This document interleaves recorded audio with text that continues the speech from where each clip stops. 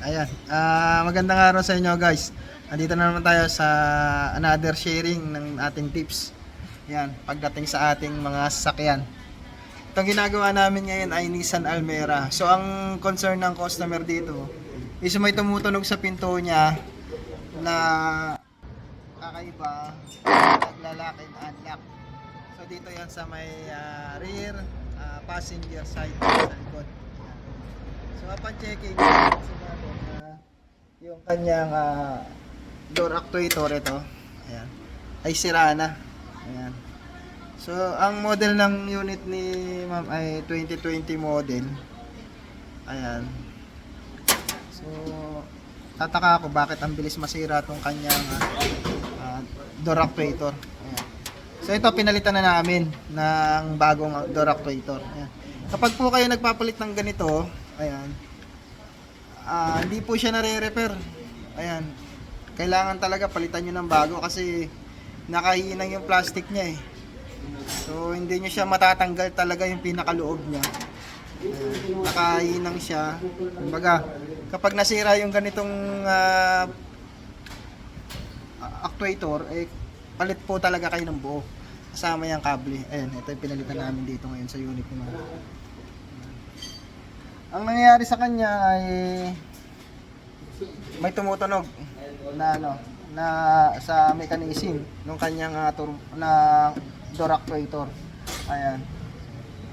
Kapag ganito ang nangyari, ayan, palit lang kayo ng door actuator. Medyo mahirap siyang palitan kasi kailangan yung tanggalin yung pinaka mismong door handle niyan eh. Yung sa loob yung tatanggalin yung sidings, tatanggalin yung nando sa loob. So matrabaho. Tapos maselan kasi once na magkamali kayo sa pagbabaklas nito, itong actuator na to, ayan. So may tendency na masira tong handle na to. Ayan, mapapadoble pa kayo ng gastos kapag nagkataon. Kaya hangga't maaari, kapag kayo nagawa ng ganito, ayan, maingat po kayo magbaklas o kaya doon sa marunong na magbabaklas. Kasi mahirap to, itong ano na to, pag hindi kabisado, baka mapuwersa, maputol. Plastic lang kasi to, plastic lang yung pinaka mismong door handle. Then meron yung bracket sa loob na plastic din. Nandun sa pinakaloob. Ayan. Kaya pag pinagawa niyo yan, kailangan marunong yung magbabaklas at magkakabit yan para at least walang masira. Hindi kayo mapadoble ng gastos lalo na sa parts.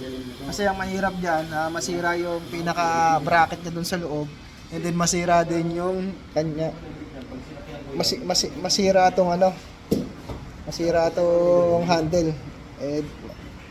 Plastic lang din po yan, madaling maputol. Kaya pag napuwersa, ayan, madali siya masira. Kaya hangga't maaari, maingat po na magbabaklas at magkakabit ng bagong door handle.